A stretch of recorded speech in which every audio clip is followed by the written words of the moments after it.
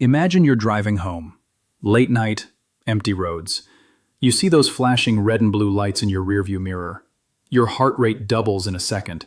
The officer walks up, taps on your window, and asks a question so simple, so routine, that 90% of people completely destroy their own case just by opening their mouth. Here's the terrifying part. That question? It's not small talk. It's a psychological trap. And the way you answer it could put you in handcuffs even if you've done absolutely nothing wrong. Most people fail this police question every single day. Do you know the right answer? Stick with me for the next few minutes because what you learn here might be the most important legal protection you've never heard of. And stay tuned for the story of one man who said nothing and walked free, while his friend talked himself into a felony conviction. You are now locked in, because we are about to dissect one of the most misunderstood moments in any police encounter. The question sounds harmless. It sounds conversational. The officer leans in and says, "Do you know why I pulled you over?" On the surface, it feels like a genuine question. Maybe you were speeding. Maybe a taillight is out. Your brain immediately starts scanning for mistakes. And that is exactly where they want you. Because the moment you start guessing, you are no longer a citizen exercising your rights. You have become a witness testifying against yourself. Let's rewind to the psychology behind this. When someone in authority asks you a question, your brain is wired to answer. It's a social reflex. From kindergarten to the boardroom, we are rewarded for cooperation and punished for defiance. But here is where the legal system flips that instinct upside down. The Fifth Amendment to the United States Constitution isn't just for mob bosses and murder suspects. It is for you, right now, in your car, on a Tuesday afternoon. The right to remain silent is not a Hollywood cliché. It is a tactical shield. And the moment you say anything beyond identifying yourself in most jurisdictions, you are lowering that shield voluntarily. But here's where it gets strange. Almost nobody talks about the specific wording of that famous police question. When the officer asks, "Do you know why I pulled you over?"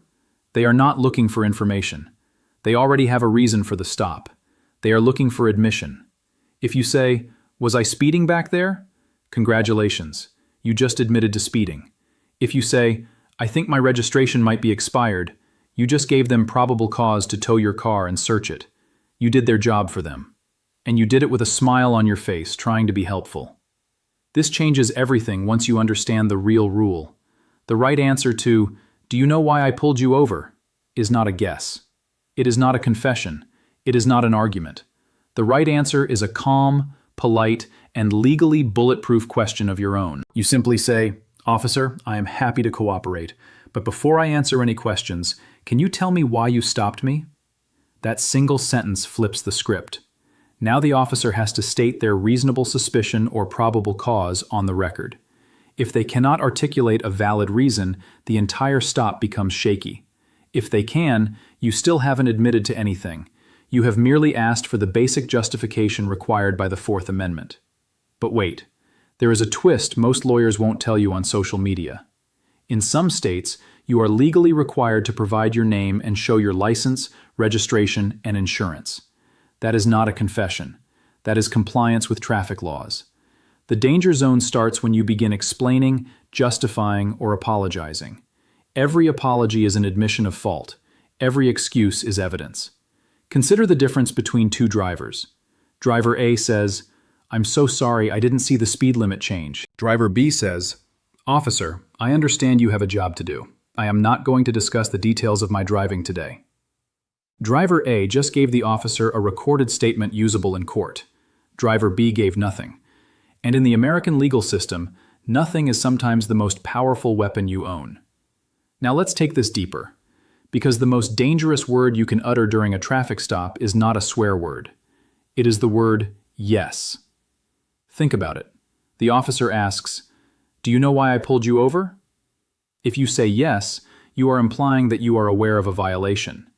If you then guess incorrectly, the officer can say, "Well, I actually stopped you for something else, but now that you mention your expired tags, I'll have to write you up for that too." You just expanded the scope of the stop with your own mouth. You turned a warning into a ticket. You turned a ticket into a search. This is why criminal defense attorneys have a near universal piece of advice for traffic stops. Be polite, Be calm, but do not be helpful. Helpfulness in a police interaction is not moral virtue. It is evidentiary suicide. The officer is not your friend. They are not your therapist. They are a trained professional whose job is to gather evidence of crimes, including traffic violations. Anything you say can and will be used against you in a court of law. That warning is not a suggestion. It is a prophecy. Let me tell you about a real case that changed how I think about this. A driver in Texas was pulled over for allegedly rolling through a stop sign. The officer asked, "Do you know why I stopped you?" The driver said, "I think I might have rolled that stop sign back there. I was in a hurry." That was it. 3 seconds of honesty. The officer then asked if he could search the car. The driver, still trying to be cooperative, said yes. Inside the trunk, the officer found a small amount of marijuana. The driver was arrested, charged with possession, and faced jail time. But here is the kicker. The stop sign? There was dashcam footage from a following police car showing the driver had actually come to a complete stop. The officer had no valid reason for the initial pullover. But the driver's admission of guilt, combined with consent to search, made all that evidence admissible anyway. The officer's mistake became irrelevant, because the driver confessed to a crime he hadn't committed. That story is not rare. It happens thousands of times a day across the United States. And it happens because people are trained to be nice, to be honest, to assume that if you have nothing to hide, you have nothing to fear. That assumption is dangerous. Your rights exist precisely for situations where you have done nothing wrong. Because if you have done nothing wrong, you have no idea what the officer might misunderstand, misremember, or misrepresent. Your memory of a perfect stop sign halt does not matter if you verbally admit to running it. Now, let's address the question sitting in the back of your mind. What if you are guilty? What if you were actually speeding? What if your license is suspended and you know it? Does the same advice apply? Absolutely. And this is where most people get confused. The right to remain silent is not a get-out-of-jail-free card. It is a brakes pedal. It slows everything down. It prevents you from making the situation worse. If you were speeding and you admit it, you have guaranteed a ticket. If you say nothing, the officer still might write the ticket based on radar or their own observation. But you have not added to their case. You have not volunteered extra charges. You have not given them a recorded statement that can be used to increase fines or justify a search. But the real power of this approach shows up in court later. If you never admitted guilt during the stop, your attorney can fight the officer's observations. Maybe the radar gun was uncalibrated. Maybe the officer had an obstructed view. Maybe they were wrong. If you already confessed at the roadside, none of those arguments matter. You beat yourself.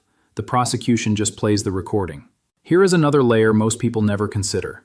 The question, "Do you know why I pulled you over?" is often followed by another trap. "Where are you coming from?" Or, "Where are you headed?"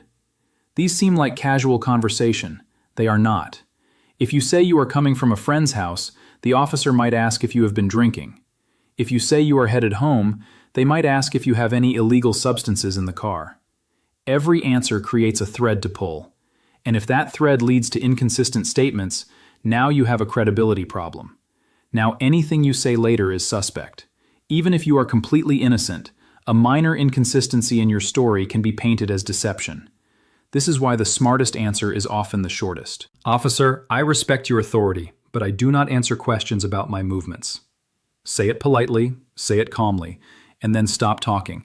You do not need to explain why you are not answering. You do not need to cite legal cases. Silence is not rude. It is a constitutional right.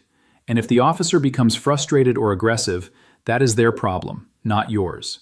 Your job is to survive the interaction without giving away your rights. Their job is to enforce the law. Those two goals are not always aligned. Now let's talk about the open loop we introduced earlier. The story of the man who said nothing and walked free while his friend talked himself into a felony conviction. This happened in Florida. Two friends in the same car. Both had clean records. Both had no warrants. The police stopped them for a broken taillight. The officer asked the driver, "Do you know why I pulled you over?" The driver immediately started apologizing, said he knew the light was out, said he meant to fix it. Then the officer asked if he could search the car. The driver said sure, he had nothing to hide. Inside a backpack in the back seat, the officer found a small bag of pills that belonged to the passenger. The The driver was charged with constructive possession because it was his car and he had given consent. The passenger was also charged. Both faced felony drug charges. But here is where the paths diverge. The driver, the one who talked and consented, ended up taking a plea deal for probation and a permanent record. The passenger? He said absolutely nothing during the stop, not one word after providing his identification. He did not consent to any search. He did not admit to anything. His attorney later filed a motion to suppress the evidence found in the backpack, arguing that the passenger had a reasonable expectation of privacy in the backpack and that the driver's consent did not extend to the passenger's personal property. The judge agreed. The passenger's charges were dismissed. He walked out of the courtroom free.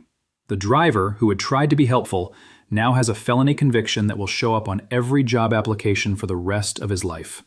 That is the difference between knowing the right answer and failing the police question. One word, one sentence, one silent moment, and the entire trajectory of your life changes. So what is the practical takeaway here? You need a script, not a legalistic rant, not a defiant declaration of your rights. A calm, human, professional script that you can deliver even when your hands are shaking. Here it is. Officer approaches. You roll down the window just enough to pass your documents. You hand over your license, registration, and insurance.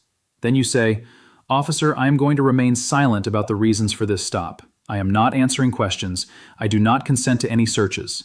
Am I free to go?" That is it. Short, clear, legally effective. You have asserted your rights without being rude. You have created a record for the dash cam and body camera, and you have not admitted to a single thing. Now, does this guarantee you will never get a ticket? No. Does it guarantee you will never be arrested? No. But it guarantees that any evidence the officer collects will have to come from their own observations and investigation, not from your mouth. And in a legal system where the burden of proof is supposed to be on the government, that is exactly how it should work. One more twist before we wrap up. There is a scenario where answering the question might actually be smart. If the officer has clear evidence of a violation, like a dead body in your back seat, then silence won't help you. But for the other 99% of traffic stops, for the broken taillights and the 8 miles over the limit and the rolling stops that weren't actually rolling, silence is your best friend. The problem is that most people have never practiced silence. They feel awkward. They feel guilty. They feel like they are being difficult. That discomfort is what police training relies on. Officers know that most civilians cannot handle 10 seconds of silence without filling it with words. Those words are gold.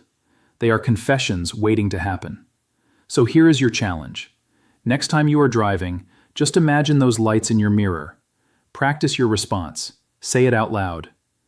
"Officer, I am not answering questions." Say it until it feels normal. Because when the real moment comes, your heart will be pounding and your brain will be screaming at you to be polite, to explain, to fix everything with words. Don't. Let the silence do the work. Let the officer write the ticket or give the warning. And then, drive away with your rights intact. One final thought before you go. The question we started with, "Do you know why I pulled you over?" is not actually about you. It is about power. It is a test to see if you understand that the conversation is not equal. The officer has a gun, a badge, and the weight of the state behind them. You have your voice. That voice is either your shield or your surrender. Choose carefully. If you learned something today, do me a favor. Pass this video to someone you care about. Your brother, your mom, your friend who always talks too much when they get nervous. This information is too important to keep to yourself. And drop a comment below. Have you ever been asked this question during a stop? What did you say? And if you could go back, would you answer differently? I read every single response. Now go ahead and click the next video on your screen, because the one after this might just save your life in a completely different way. Stay smart, stay safe, and remember, sometimes the most powerful thing you can say is nothing at all.